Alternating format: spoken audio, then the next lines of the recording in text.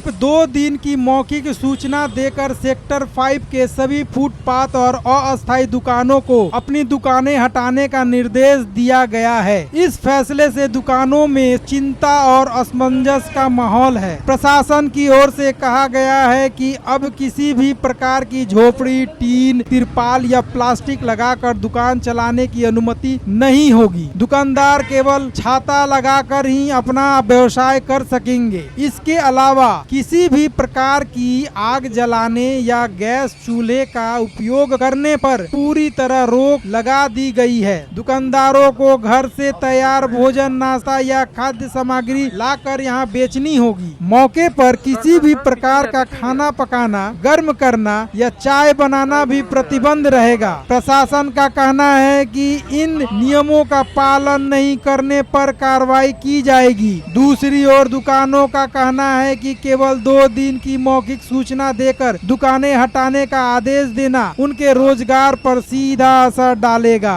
उनका मानना है कि उन्हें पर्याप्त समय और लिखित नोटिस दिया जाना चाहिए ताकि वे नए नियमों के अनुसार अपनी व्यवसाय कर सके और बिना किसी परेशानी के अपना व्यवसाय जारी रख सके।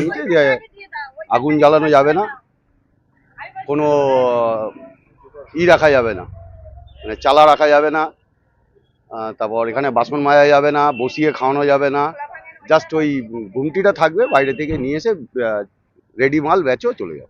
এটা শোনার পরই আপনারা খালি করতে আমাদের আজকেই লাস্ট ডেট দিয়েছে, নয়তো বলেছে চালার সঙ্গে পুরো ঘুমটি সমেত নিয়ে চলে যাবে।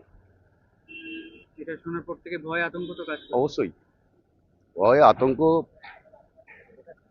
এক্সপ্লেন করার মতন কোনো নেই। আর বিকল্প কিছু ভাবছেন এই পরিস্থিতিতে? আর এই বয়সে এসে কি বিকল্প ভাববো? কোমরের 24 বছর এখানে করলাম, জীবনের সবটাই এখানে কেটে গেল, আমার নতুন করে কিছু করার মতন ক্ষমতা এখন আর নেই। আধিকারিকদের সাথে কথা বলেছেন নবদিগন্ত? আমাদের কমিটির লোকেরা অনেকের সঙ্গে অনেক কথা বলেছে, তার কোনো সুরাহা এখনো হয়নি। লাইন দিয়ে তাহলে সব দোকানই খোলা হয়ে গেছে, প্রায় আপনি দেখবেন সব দোকানই খোলা হয়ে গেছে। এই সল্টলেকের এই এরিয়াতে কতগুলো তাও মোটামুটি দোকান? 1000-1200 তো হবেই। সবাই চলে যাবে। দেখার বিষয় আছে কালকে এত লোক যে 1000-1200 দোকানগুলো যে চলতো, নিশ্চয়ই তাদের কাস্টমার হতো, সেই কাস্টমারগুলোর কি অবস্থা হয়? আমাদের তো গেছে, তাদের কি অবস্থা হয়? এখানে আপনারা দেখছেন যে এখানে এত হাই রাইজ বিল্ডিং, এত ট্যাক্স, এত আগুরুম বাগুরুম, কিন্তু কটা ভালো স্যালারি আর লোক কাজ করে?